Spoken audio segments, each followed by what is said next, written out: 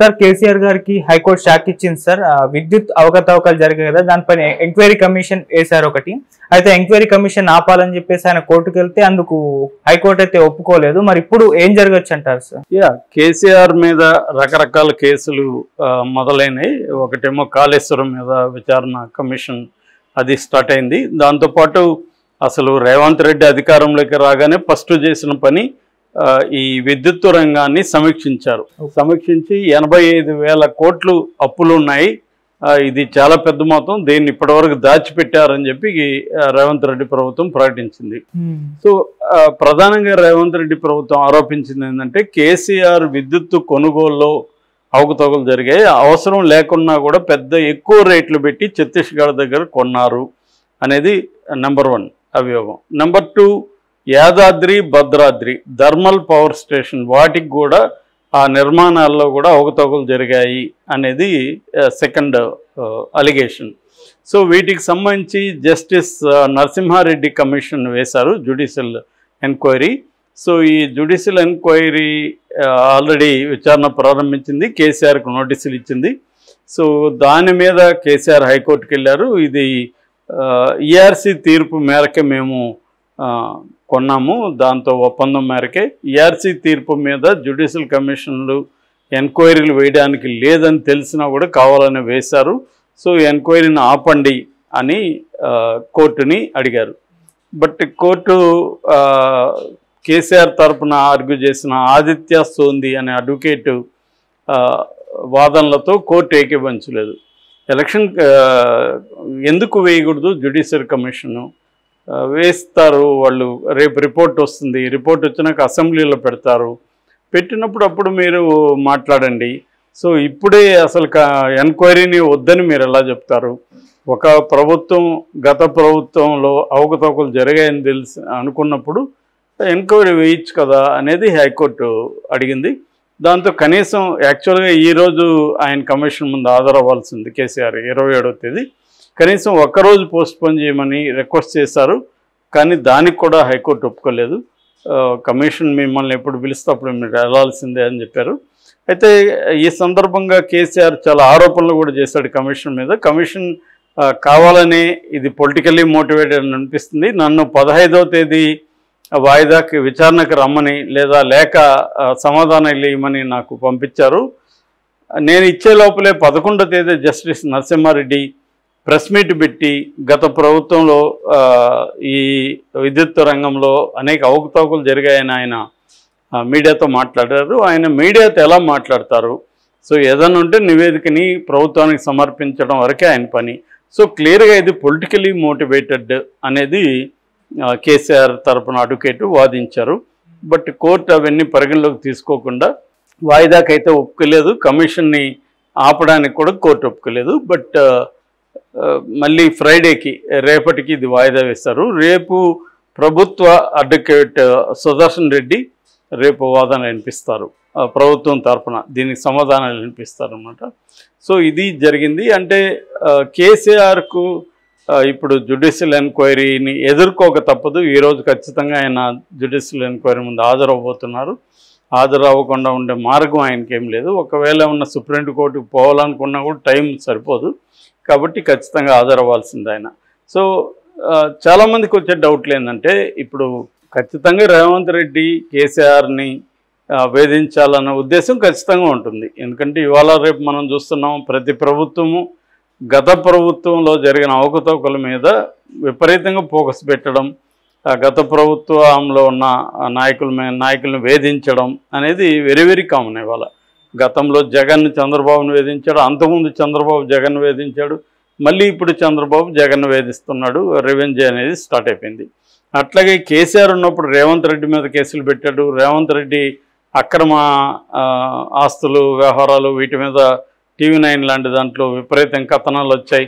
ఒక దొంగ, ఒక కబ్జా కోరు అన్నట్టుగా రేవంత్ రెడ్డిని ఫోకస్ చేశారు. తర్వాత అర్ధరాత్రి అరెస్టులు చేశారు. వాళ్ళ కూతురు పెళ్ళుంటే కూడా ఆయన్ని బయటికి పంపించలేదు. ఇలాగా రేవంత్ రెడ్డిని కావచ్చు ప్రత్యర్థులంతా కూడా కేసీఆర్ వేధించాడు. ఓన్లీ పొలిటికల్ పార్టీలో వాళ్ళనే కాదు, సివిల్ సొసైటీలో ఉన్న అనేక మంది నాయకులు కావచ్చు, లేకపోతే ప్రజా సంఘాలు కావచ్చు, చివరికి తెలంగాణ సాధించుకోవడంలో ప్రముఖ పాత్ర పోషించిన కోదండరామరెడ్డి లాంటి వాళ్ళని అనేకసార్లు అరెస్టులు చేయడం, హౌస్ అరెస్టులు చేయడం, బలవంతంగా పోలీస్ వెహికల్స్ ఎక్కించడం, ఇలాంటి వేధింపులకంతా పాల్పడ్డాడు.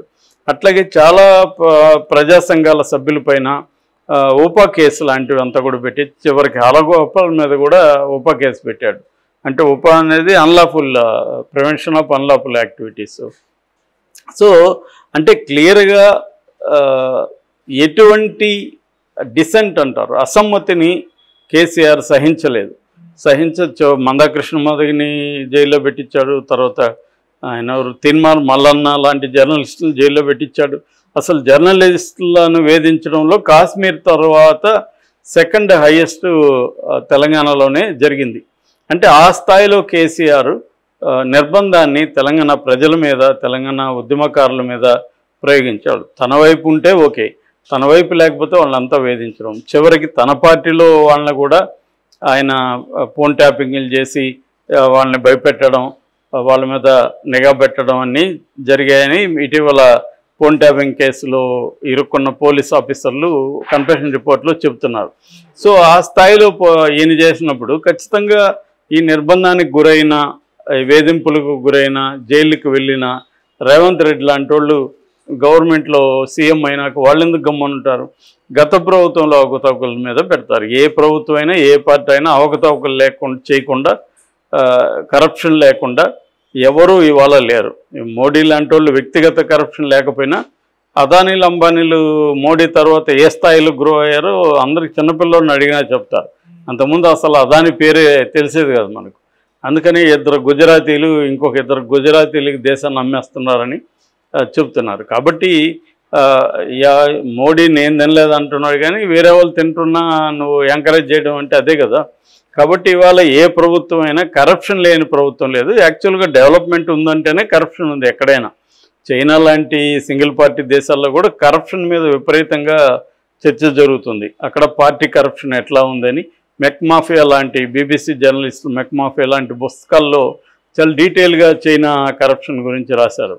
సో అలాగా ప్రతి దేశంలో కూడా అభివృద్ధి చెందే దేశాల్లో కరప్షన్ అనేది వెరీ వెరీ కామన్. మన ఇండియాలో చూసుకున్నప్పుడు ఎలక్షన్స్లోనే కోట్లు పెట్టి వాళ్ళు ఓట్లు కొనుక్కుంటున్నారు ఒక రకంగా. సో కొనుక్కుంటున్నప్పుడు మళ్ళీ ఆ డబ్బులు ఎక్కడ సంపాదించాలి? సో తమ ప్రభుత్వం వచ్చినప్పుడు వివిధ పథకాలు, వివిధ డెవలప్మెంట్ యాక్టివిటీలు చేసి దాంట్లో సంపాదించాలి. కేసీఆర్ వచ్చినా ఖచ్చితంగా మెచ్చుకోవాల్సిందంటే పవర్ కట్స్ అనేవి లేకుండా చేశాడు. అంతకుముందు పవర్ ఉత్పత్తి అనేది ప్రధానంగా ఆంధ్రాలో ఉండేది. సో తెలంగాణలో ఉత్పత్తి లేదు. అందుకనే కిరణ్ కుమార్ రెడ్డి లాంటి వాళ్ళు కూడా తెలంగాణ వస్తే ఇది అంధకారంలోకి వెళ్ళిపోతుందని చెప్పాడు. ఆ పరిస్థితి రాకుండా కేసీఆర్ చూసుకోగలిగాడు. అలాగే రైతులకి వాటర్ అందించగలిగాడు. ఎందుకంటే తెలంగాణలో అన్నీ కూడా నదులన్నీ కూడా భూభాగానికి పైన ఉంటాయి. సో ఎత్తిపోతల స్కీముల కింద రావాలి. అందుకే కాళేశ్వరం లాంటి పథకాలని, ప్రాజెక్టులని కట్టాడు. సో మిషన్ భగీరథ తాగునీటి కోసం ఇలాగా నీటిని అందించాడు. పంటల విస్తీర్ణాన్ని పెంచాడు. యాకరేజ్ అంటారు, అంటే పండించే విస్తీర్ణాన్ని విపరీతంగా పెరిగింది. దానివల్ల ప్రొడక్షన్ ఆఫ్ ఫుడ్ గ్రెయిన్స్ కావచ్చు, కమర్షియల్ క్రాప్స్ కావచ్చు విపరీతంగా పెరిగాయి. ఇవన్నీ ఖచ్చితంగా కేసీఆర్ సాధించిందే. బట్ ఆ క్రమంలో ఖచ్చితంగా ఎంతో కొంత అవినీతి జరుగుండొచ్చు, జరగదని ఎవరు చెప్పలేరు. సో మామూలుగా ఏంటంటే ఇవాళ ప్రజలు కూడా ఏంటంటే మనకి ఏమన్నా ఉపయోగం జరిగిందా, అభివృద్ధి జరిగిందా అనేది చూస్తున్నారు, కానీ కరప్షన్ అనేది సెకండరీనే వాళ్ళకి. కాకపోతే దాన్ని ఉపయోగించుకొని ప్రతీకారం తీర్చుకోవడం ఒకటైతే, రెండవది బీఆర్ఎస్ని నేలమట్టం చేయాలనేది ఇవాళ రేవంత్ రెడ్డికైనా బీజేపీకైనా ఉన్న టార్గెట్. ఎందుకంటే బీఆర్ఎస్ బలహీనంగా ఉంది కాబట్టి ఇప్పుడు గట్టిగా దెబ్బ కొడితే బీఆర్ఎస్ పోతుంది. సో కేసీఆర్ని, కేటీఆర్ని, హరీష్ రావుని వీళ్ళని జైల్లో పెట్టేస్తే దానికి నాయకత్వం అనేది పోతుంది. ఎప్పుడైనా రిజర్వ్ పార్టీలో పరిస్థితి ఏంటంటే ఆ నాయకులు ఒక ఫ్యామిలీ నాయకత్వం ఉంటుంది. ఎక్కడైనా జగన్ అయినా, చంద్రబాబు అయినా, ఇక్కడ కేసీఆర్ అయినా ఆ నాయకత్వం ఉంటుంది. కాబట్టి ఆ నాయకత్వాన్ని జైల్లో పంపించో ఇంకోటో చేస్తే కేడర్ వేరే ఆల్టర్నేటివ్ నాయకత్వం ఉండదు, పార్టీని నడిపే పరిస్థితి ఉండదు. మనం చూసాం చంద్రబాబు జైలుకి వెళ్ళగానే ఒక దిక్కుతోచని స్థితిలోకి తెలుగుదేశం వెళ్ళిపోయింది.